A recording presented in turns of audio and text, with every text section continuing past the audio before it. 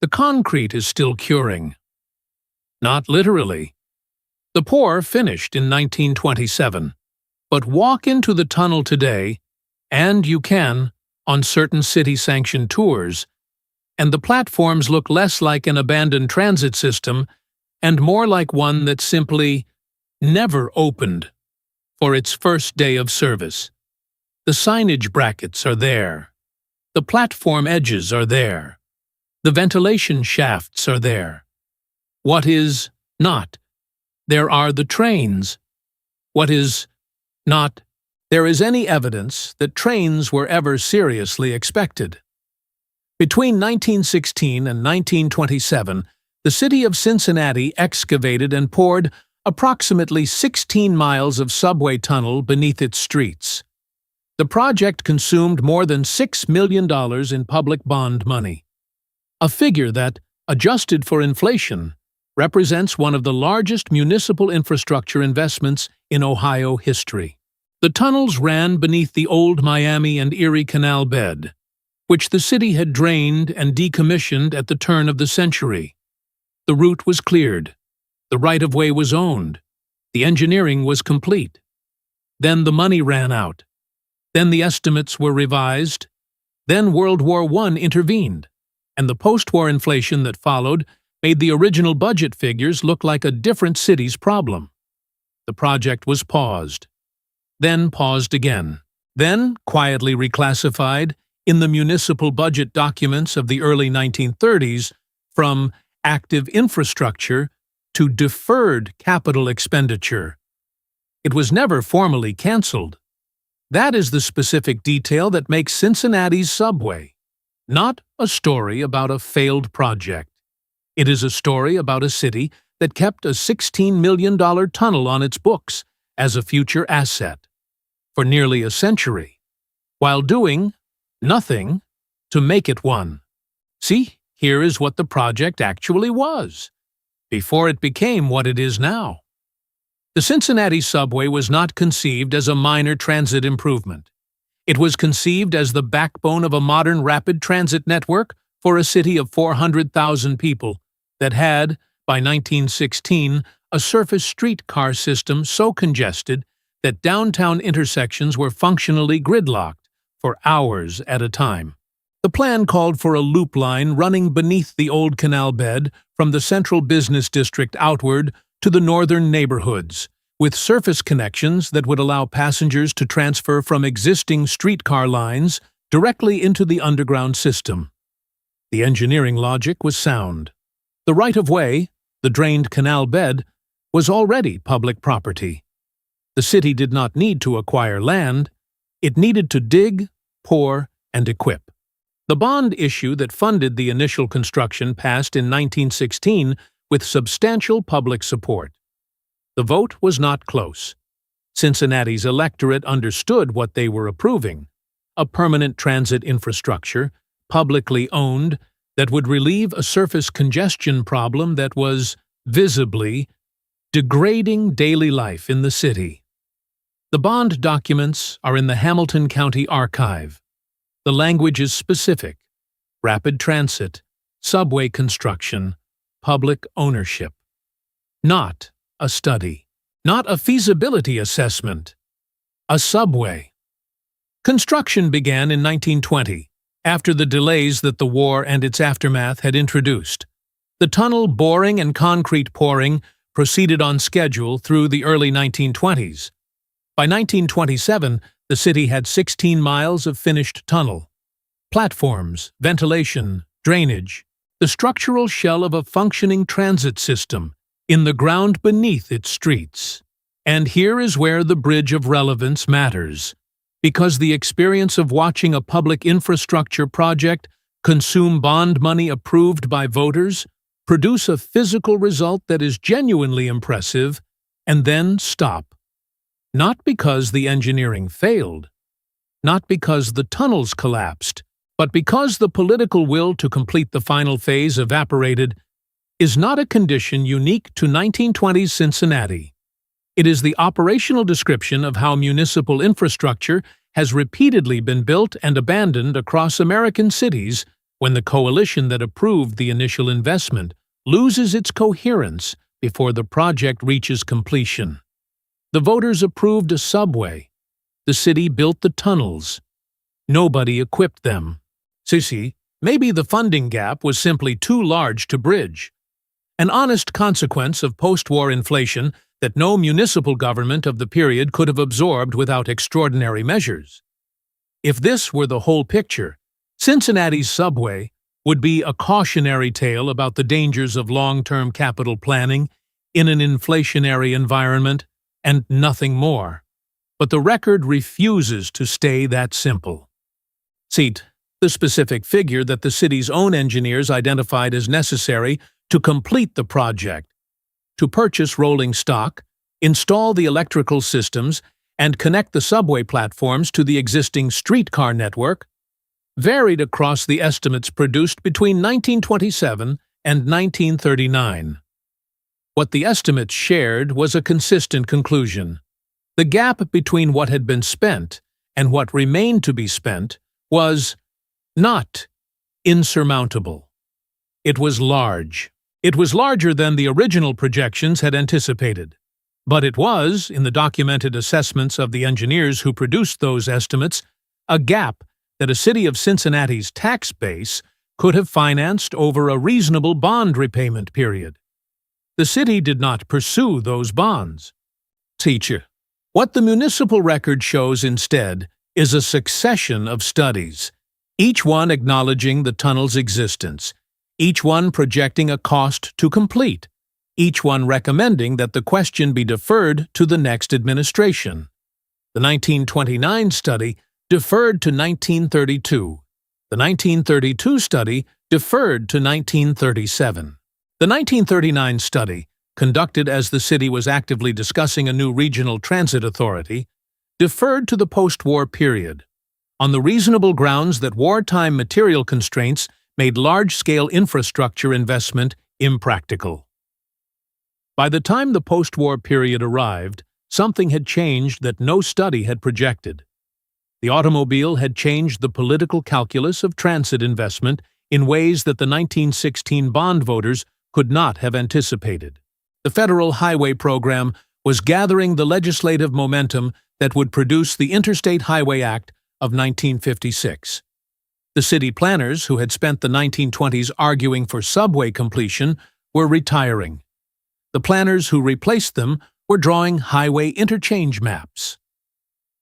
Archival patterns suggest that the internal conversation about Cincinnati's subway shifted sometime in the late 1940s from "when will we complete this?" to "what do we do with this now that we have decided not to complete it?" The record is silent on exactly when that decision was made. What it is not silent on is that the decision was made, and that it was never put to the voters who had approved the tunnels in the first place. The 1951 report is where the record becomes uncomfortable.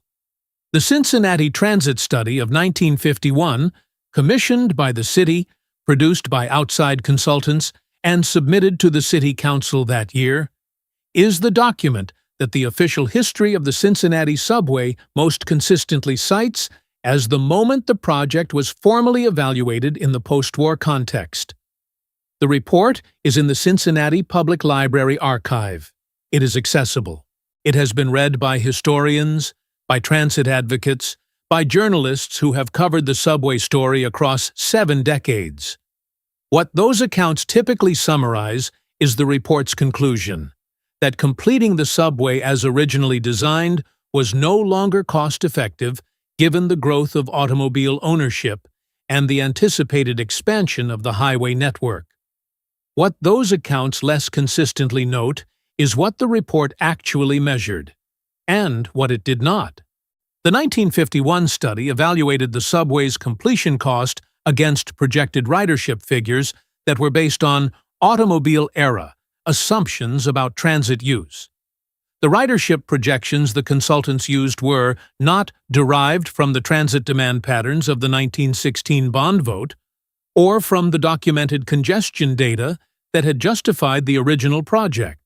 They were derived from a model that assumed continued growth in private automobile ownership and continued federal investment in highway infrastructure, assumptions that, in 1951, were reasonable projections of observable trends, but that were not neutral inputs into a cost-benefit analysis of public transit. A subway evaluated against the ridership assumptions of the automobile era will not look cost-effective. That is not an analytical finding. It is a methodological choice. The consultants who produced the 1951 study were not acting in bad faith. Their assumptions reflected the consensus of American urban planning in the early 1950s, a consensus that prioritized highway access over transit density, that treated automobile ownership as the natural end state of urban mobility, and that had not yet encountered the congestion, air quality, and equity consequences that would, 2 decades later, produce a significant revision of that consensus. But the city council that received the 1951 report did not commission a second study using different ridership assumptions. It accepted the recommendation. It allocated no funds for subway completion, and it reclassified the tunnel, again, from deferred capital asset to indefinite hold. The tunnel had been deferred so many times that deferral had become the policy. See, and then, buried in the procurement records of the early 1950s, there is something the standard accounts of the Cincinnati subway do not prominently feature. In the same budget cycle that the city accepted the 1951 Transit Study's recommendation against subway completion, Cincinnati's Public Works Department entered into contracts for the expansion of several surface arterial roads in the corridors that the subway had been designed to serve. The contracts are in the municipal procurement record. The road expansions are documented. They are not hidden. What they represent is a city making 2 decisions simultaneously, deciding not to complete a transit infrastructure it had already paid to build, and deciding to invest in the surface road infrastructure that would serve the automobile-dependent future the 1951 study had assumed. The surface roads were built. The subway platforms remained empty. If this investigation is landing differently than you expected, subscribe. The next one follows a different infrastructure decision, in a different city, where the paper trail between the transit vote and the highway contract is even shorter. Now consider what happened to the tunnel after the decision not to complete it was finalized. The city did not fill it in. Filling 16 miles of reinforced concrete tunnel would have cost more than the city had spent building it. The tunnel remained, sealed at its access points, maintained at minimal cost by the Public Works Department, appearing in city asset inventories as a line item whose value was listed across successive budget cycles as undetermined. Not zero, undetermined. The city could not bring itself to write off an infrastructure it had spent $6 million building, so it carried the tunnel on its books as an asset of uncertain value for decades, while the surface above it was rezoned, redeveloped, and rebuilt around the assumption that the subway would never open. The city never canceled the subway. It simply stopped returning its calls. Cincinnati is not done with the tunnel. The question of what to do with 16 miles of finished subway infrastructure has not been resolved. It has been studied, again, in 2002, in 2009, and in 2016, each study producing a cost estimate for completion that is larger than the last, each study recommending that the question be evaluated in the context of regional transit planning, each study generating a cycle of local press coverage and public interest that subsides when no funding materializes. The tunnel is currently used for city utility routing and occasional public tours. It generates modest revenue from the tours. It costs the city money to maintain. It appears in the current Cincinnati asset inventory at a value that reflects its potential use, not its actual use, because the city has never formally written off the possibility that it might someday be completed.